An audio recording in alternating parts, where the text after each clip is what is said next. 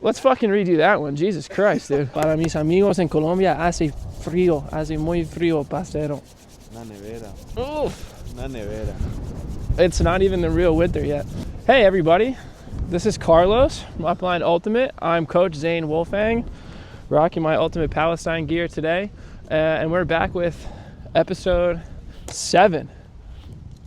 Episode 7 of Thinking the Game with UpLine Ultimate. Let's get it. Okay, so today's episode, defensive episode, very simple concept and possibly my most controversial take yet on this Thinking the Game series. So if you disagree with my coaching kind of strategy or philosophy here, I would love to see you drop a comment and explain why, because I definitely have heard other theories about this. And we're going to talk about marking really good handlers like Carlos. In terms of thinking the game, what I'm thinking about sometimes with a really strong handler is maybe this person has really amazing, accurate throws, deep throws, a variety of throws in their arsenal. Maybe this person is very quick and shifty, an explosive athlete who loves to give and go and be a key piston of the offense. And, you know, maybe I'm facing what I feel is an experience gap or a skill gap or a gap in athleticism, and I need to use my mind to find a way to still be an effective mark and effective defender against this very strong player.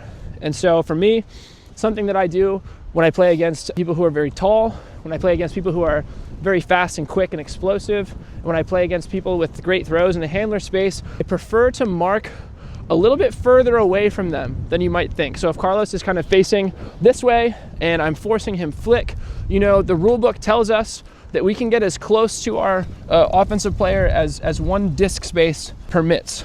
And there's certainly benefit, I think, at times to really crowding the mark, maybe especially on your big no around throw, like we've talked about, you know, or maybe, you know, trying to really put a lot of pressure on a thrower in a moment, make them feel a lot of pressure. However, I feel that a lot of really strong throwers might have the footwork to step around me if I'm guarding them too close, you know, or they might have the footwork to really hit me with a great fake that moves me and then step around me. If we have a handler who's very quick and explosive and is a great give and go guy, if I'm really crowding Carlos quick and he just dishes a quick pass and then busts the up line,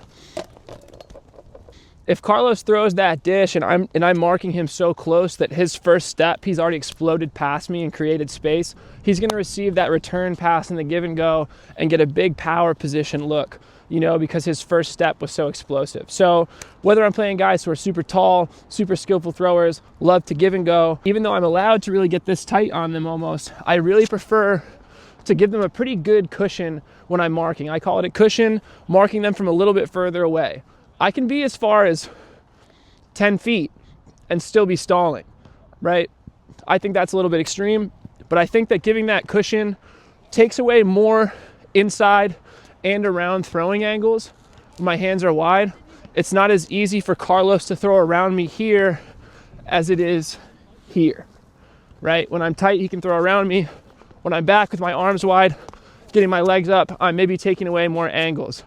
And, you know, if Carlos tries to throw the give and go, right, he gives a little dish, hits me with a jab step, he hits me with an up line, right, you throw and go, and I may be in a better position to run with Carlos here because his first step, I'm kind of absorbing with that cushion that I gave him. So possibly my most controversial take yet, but I think there's a lot of situations, especially when you're trying to close an athleticism gap, where giving a little bit of an extra cushion on the mark can produce better defensive outcomes for you. And that, at least theoretically, is thinking the game.